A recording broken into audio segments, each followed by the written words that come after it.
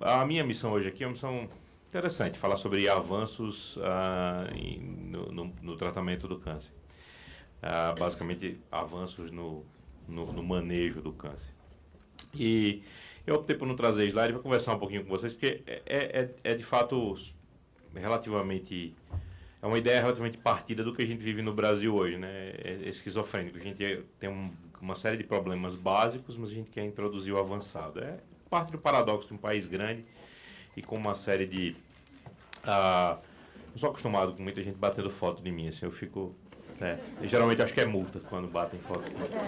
Mas é paradoxal no sentido de... Quer dizer, a gente tem um país onde existem robôs, como disse o Sandro, e a gente tem lugares onde a gente não tem radioterapia, cirurgia e, pior, diagnóstico. Então, assim, vou só dividir o tópico em três. Assim, o que a gente tem de novo em prevenção, e que a gente não tem instituído no Brasil em linhas gerais. O que a gente tem de novo em diagnóstico e o que a gente tem de novo em tratamento. Coisas que eu acho que vale a pena a gente citar. Não dá para falar de tudo, porque se falar de tudo eu passo aqui 3 horas cansando vocês. Mas, assim, em matéria de prevenção, então, assim, existe uma distinção grande entre prevenção, rastreamento, diagnóstico precoce, tá? E uma outra coisa que chama avaliação de risco. Então, quando você vai no médico e o médico faz para você um check-up, tipicamente o cara está usando uma ferramenta de acesso de risco. A modificação de risco é muito pequena pelas coisas que se faz no check-up. Ele tenta fazer o diagnóstico de alguma coisa. Olha, você tem risco disso, daquilo outro, mas a modificação do risco basicamente depende dos fatores relacionados à qualidade de vida, coisa que todo mundo deveria fazer e propriamente eu não faço. A questão do diagnóstico precoce, tá? Diagnóstico precoce diz respeito a tentar achar doenças numa condição curável, que é curável numa proporção maior do que se a gente tiver um diagnóstico clínico, um diagnóstico motivado por sintoma. Tá? Existe diagnóstico precoce através de sintomas? Existe também, existe. Grande parte dos pacientes negligencia os sintomas. É muito comum você chegar num consultório e ver um paciente que está evacuando sangue há 1 ano e que não foi atrás de alguém para fazer uma colonoscopia, de um atendimento médico. Então, é muito comum. Como pacientes com tumores de cabeça, pessoas que têm uma queixa de rouquidão há 6 meses, 1 ano sequenciada, como pacientes que têm tumores de pulmão, que têm tosse, uma tosse reentrante, avisando. Então, isso o que isso diz respeito? Diz respeito à educação, né? A gente precisa educar as pessoas para que elas procurem o atendimento médico e, naturalmente, o sistema precisa prover um atendimento médico decente para os pacientes que têm um sintoma persistente. Sintoma persistente é sinal de doença séria. Sintoma que não vai embora, é uma coisa errada com o sujeito. Então, isso é diagnóstico precoce. Diagnóstico precoce também pode ser feito, naturalmente, com mamografia, com PSA, com Papa Nicolau, que são formas de diagnóstico precoce. E prevenção através de exame é uma situação muito rara. Poucos exames têm algum efeito preventivo. O único que eu consigo me lembrar, Sandro, você me diga, André, se você tiver alguma memória melhor que a minha, é colonoscopia. A colonoscopia é um exame que efetivamente é preventivo. Você faz a colonoscopia, o indivíduo remove os pólipos, que são os adenomas que vão dar origem aos tumores, e a população de pacientes que faz colonoscopia tem menos câncer de cólon do que a população geral. Então, esse é um exame propriamente preventivo. É o único que eu consigo me lembrar. Assim, talvez o Papa Nicolau, se você contar as remoções que se faz com tratamento de HPV mais precoce, se enquadre aí. Então, eu acho que essa é uma oportunidade que a gente tem no Brasil ainda, é um rastreamento precoce para câncer coloretal através de algum programa de rastreamento, seja ela com sangue oculto nas fezes ou com colonoscopia, que seria o ideal, mas a gente não tem estrutura no país.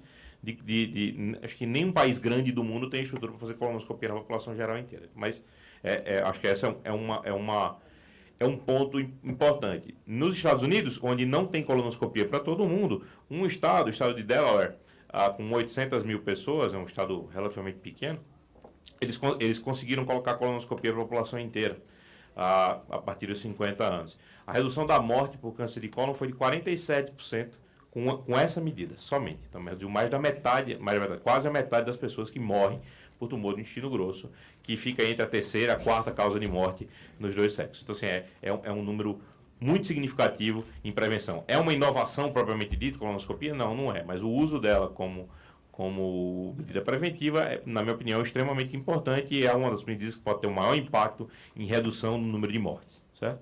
Além da educação. Educação também uma variável muito importante na prevenção de câncer e no diagnóstico precoce. O paciente muito simples, por assim dizer, com uma educação muito básica, às vezes tem dificuldade de identificar aquilo que poderia ser levar a um diagnóstico de câncer, tem uma dificuldade de manter as suas rotinas, mesmo que elas sejam feitas no posto de saúde. O indivíduo muito simples, às vezes não reconhece as motivações daquilo. Então, a educação continua sendo um grande fator.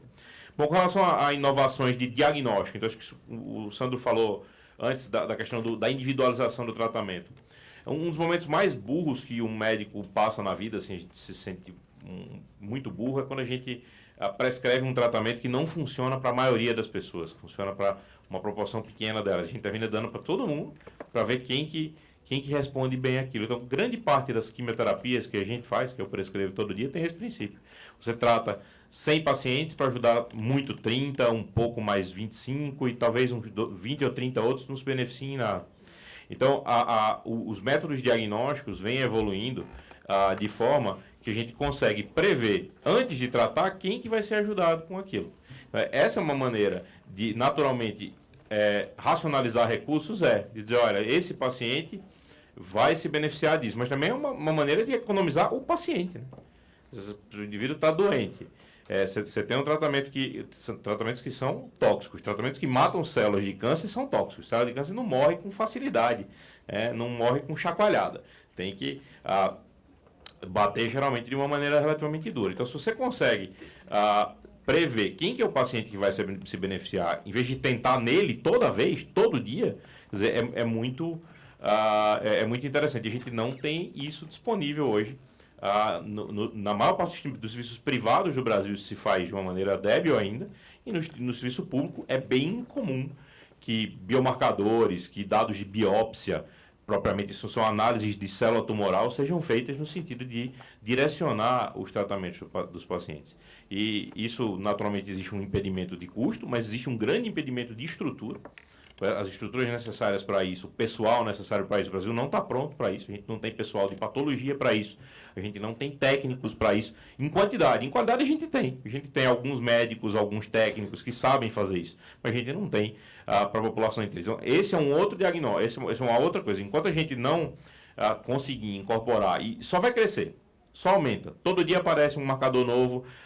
Quem faz câncer de pulmão sabe, todo santo dia aparece. Isso aqui é novo, isso vai dar, essa medicação vai funcionar para isso. Câncer de mama também já foi subdividido em vários tipos de categoria próstata, e essa é a tendência. E a gente ainda continua cego chamando câncer de mama de câncer de mama em linhas gerais, câncer de pulmão de câncer de pulmão em linhas gerais, sem as subdivisões que isso merece e que merece para tratamento. Então, assim, no diagnóstico, o diagnóstico hoje ajuda muito o tratamento. A patologia e essas informações para tratamento direcionado, elas são a base do terreno da construção do tratamento. Se a gente não tiver uma base sólida, todo mundo que já construiu uma casa na vida sabe. Se você fizer a casa num terreno torto, a casa cai. Se você fizer a casa num terreno lamacento, a casa cai. Então, assim, você precisa ter uma base firme, entender muito bem a doença com quem você está lidando, poder tratar o paciente da melhor maneira possível. Isso, a gente está completamente fora disso no Brasil, especialmente no acesso ao público. Então, de fato, chama atenção como um ponto negativo e, na verdade, chama atenção como uma oportunidade de melhoria. Existem custos elevados com isso? Existe, mas isso não é propriamente o objetivo da minha fala. E com relação ao tratamento, a gente pode pegar aí as 3 vertentes principais, ou 4, do tratamento oncológico. Porque, se eu esquecer alguma coisa, vocês me corrijam. Mas a terapia antineoplásica, certo? Ou seja, a assistência farmacológica propriamente, o tratamento com remédios, que a gente tem quimioterapia, terapia-alvo, agora imunoterapia. Então, a gente anda muito atrás disso Existe uma grande disparidade entre público e privado, e já hoje no Brasil existe uma grande disparidade também entre privado Brasil e países de primeiro mundo. A gente tem algum delay, alguma lentidão no aprovamento, na aprovação das coisas, dos medicamentos. Então, a gente tem muitas coisas que estão disponíveis fora do Brasil há 2 anos e meio, e a gente não conseguiu incorporar aqui ainda. Esse tempo já foi menor, mas também já foi maior. Ele está numa fase de redução. Agora, a diferença do público para o privado de fato, chama muita atenção. A gente não tem nenhuma imunoterapia sendo usada no Sistema Único de Saúde. Todo dia você lê no jornal, imunoterapia para isso, imunoterapia para aquilo, vê na televisão e tal. No SUS, exceto em protocolos, em estudo clínico, patrocinado pela indústria farmacêutica, a gente tem 0 de imunoterapia. Se eu estiver falando alguma besteira, me corrijam, por favor.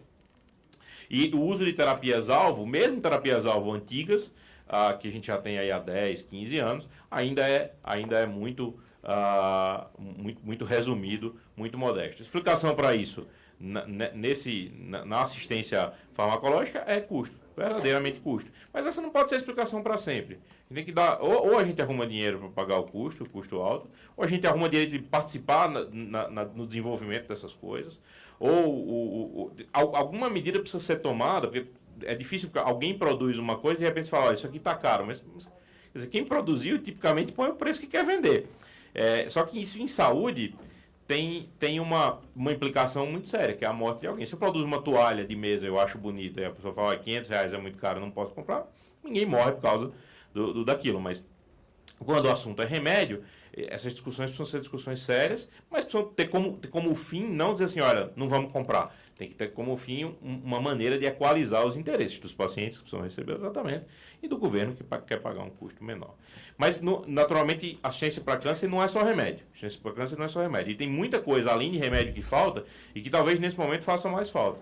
Faz mais falta a patologia que eu falei antes, que é para dar diagnóstico. A gente não tem sequer uma patologia em tempo hábil adequado. Falei para a deputada Carmen Zanotto já recentemente no outro encontro. Falei, pessoal, a lei dos 90 dias para tratamento do câncer, 60 ou 90? Agora 60, obrigado. Para tratamento do câncer é um avanço, só que assim, precisa ter uma lei dessa para o diagnóstico. Porque até o cara ter o papel na mão, o que esse ser humano rodou, ele rodou 6 meses, 8 meses. Então, assim, a partir do dia que ele tem. O câncer não começa a se desenvolver no indivíduo, a hora que ele tem um papel na mão. Então, existem questões mais básicas, que são as questões de diagnóstico ainda no Brasil. Tem uma mamografia. Uma mamografia, você tem com uma relativa frequência. Uma mamografia, fez mamografia, tem um achado suspeito. Daqui que o jeito consiga coletar o material, depois que ele consiga levar esse material para análise, o tempo é um tempo muito prolongado e termina que você perde grande parte do benefício de fazer aquela mamografia no tempo correto, coisa que vem de um grande esforço recente. Outra coisa que eu acho que então, mudando da assistência farmacológica para a questão do segundo ponto, que é tratamento cirúrgico. A gente falou bastante a gente fala de tecnologia. A tecnologia da cirurgia no momento é robô, né? É fazer a mesma cirurgia com um orifício menor, com um trauma menor para o paciente, e com uma recuperação mais rápida. Isso é lindo e a gente quer muito que aconteça. Mas, assim, antes de tudo, é muito razoável que as pessoas tenham acesso à cirurgia, coisa que elas não têm. Então, cirurgia robótica é bonito, é elegante, se eu tiver uma doença séria amanhã, eu quero que seja considerado operar por laparoscopia ou por robótica, pelo que eu valha, gostaria muito, mas entre isso e a realidade existe um grande abismo. Existem pacientes em fila de cirurgia simples, cirurgia com a barriga aberta, filas grandes, filas, digamos assim, desconcertantes e nas quais as pessoas morrem na fila. Então, o problema estrutural de acesso a tratamento cirúrgico no Brasil é um problema importante. E cirurgia, como o Sandro falou, e eu concordo plenamente, é o principal tratamento de câncer. Então, um fluxo razoável num país que tem uma realidade social como a nossa seria tentar fazer um diagnóstico relativamente rápido, certo? Mesmo que grande parte deles com sintoma, e oferecer algum tratamento rápido, que seja cirurgia como um tratamento curativo para grande parte dos pacientes. É lógico que quimioterapia ajuda, é lógico que radioterapia ajuda, é lógico que tecnologia ajuda, não quero tirar o valor dessas coisas, mas me incomoda dizer, nós vamos falar de robô. Um robô custa R$2 milhões e os custos de manutenção são muito altos. Verdade. Só que, como que a gente vai falar de robô hoje, no Sistema Único de Saúde, de uma maneira geral, a gente tem lugares que não tem anestesia, porta-agulha, gaze. O anestesista não vem, o cirurgião fica olhando para a cara do outro, conversando, porque não tem quem pôr o paciente para dormir. Então, assim, tem outras falhas muito mais importantes de serem comentadas agora do que isso. Também, por exemplo, em diagnóstico, a gente poderia falar, eu pulei essa parte, mas a gente poderia falar que a disponibilidade de diagnóstico por biópsia, guiada por tomografia ou por ultrassom no SUS, é muito pequena. A grande maioria dos diagnósticos vem de procedimentos cirúrgicos. Isso poderia economizar dinheiro também, mas poderia também economizar o paciente, mais uma vez, ou seja, fazer um procedimento menor para dar diagnóstico, sim. Mas é aquela coisa, se nem do método clássico a gente conseguiu estruturar ainda, colocar métodos novos é bastante difícil. E aí o último problema, que eu acho que é um problema interessante, a penúltima dos tratamentos, que é a radioterapia, também é um outro drama. Cirurgia, todos os estados do Brasil dispõem de algum tipo de tratamento cirúrgico, seja ele de uma forma ou de outra, mas a radioterapia é um método de tratamento muito mal distribuído na nação. Existe muito mais radioterapia dentro dos principais centros econômicos do Brasil, especialmente São Paulo, do que nas áreas mais distantes, que são áreas que necessitam muito mais. Então, a radioterapia é um tratamento curativo em grande parte dos pacientes com câncer de colo de útero, por exemplo. E nos estados que mais tem câncer de colo de útero, tem menos radioterapia.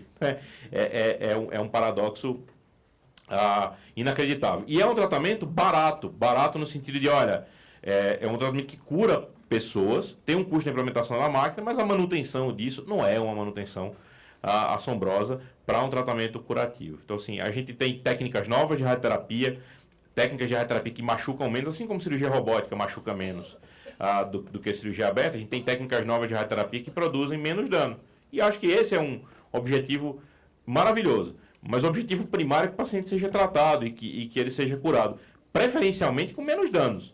Mas primeiro a vida, né? Depois a função, depois a estética. Essa é a sequência que a medicina obedece desde a época de Hipócrates. Então, assim, se a gente não tem acesso às coisas básicas, as coisas avançadas, elas ficam de lado.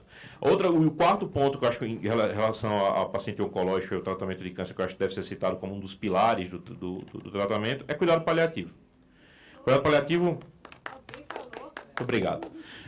Cuidado paliativo não é tecnológico, mas é o último é o máximo do requinte do cuidado, que é o cuidado humano, que é o pegar no paciente, que é tentar resolver aquilo que é o problema de hoje do indivíduo, a dor que ele tem, a comida que ele não consegue comer, a angústia que ele quer falar. E isso tem benefício em sobrevida? Tem também, mas tem um benefício muito maior, que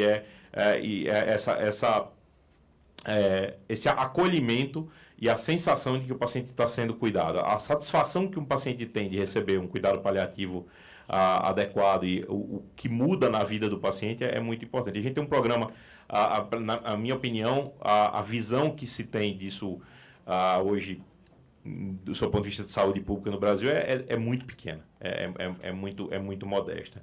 Eu não como presidente da Sociedade de Oncologia, mas como médico no SUS privado, eu sou diretor de um centro de tratamento de câncer aqui em Brasília. A maior parte hoje dos meus saques positivos, manifestações positivas, são do serviço de cuidado paliativo.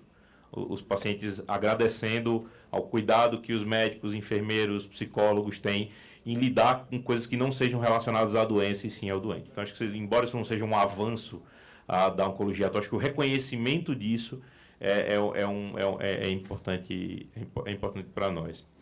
E, assim, só para fechar e para não fechar só apontando defeitos, acho que tem uma coisa que, assim, primeira coisa, assim, a assistência que é dada hoje no SUS é insuficiente, a gente precisa melhorar muito.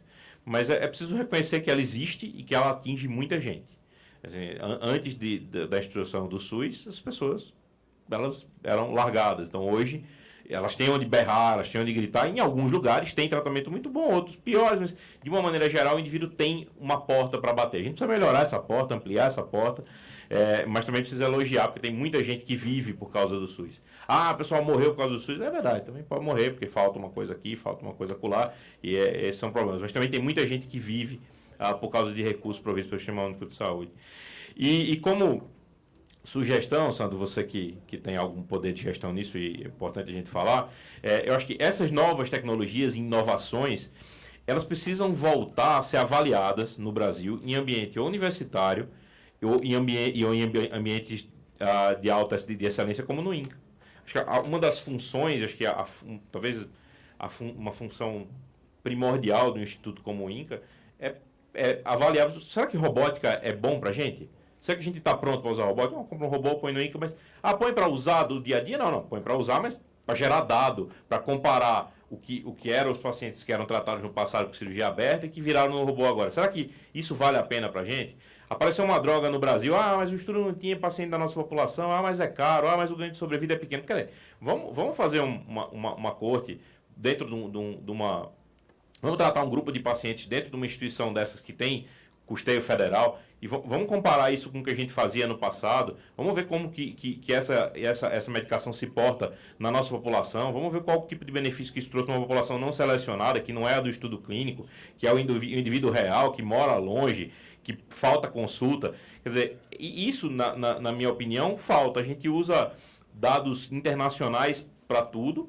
A gente tem institutos com nível de pessoal excelente. Obrigado, eu já acabo. A gente tem lugares com nível de pessoal excelente e a gente para na discussão de custo muito rápido. Então, assim, eu acho que é importante discutir custo, mas assim, a gente está usando os centros de excelência no Brasil, lógico, para tratar os pacientes, mas a gente também tem que usar isso para produzir informação a respeito da nossa população e informação a respeito de como aqueles tratamentos se prestam dentro de um sistema, que é diferente, logicamente diferente usar a imunoterapia num serviço público geral do que usar dentro de um estudo clínico em que o paciente vai com um chip para casa, uma câmera acompanhando onde ele vai, onde ele volta, o ônibus vai atropelar, aparece uma mão e segura. Tem todo um sistema de proteção ao paciente do estudo clínico, coisa que na vida real não se processa. Então, como sugestão, eu gostaria muito de ver mais inovações dentro do Sistema Único de Saúde, sem esquecer do básico, que a gente ainda não está fazendo direito.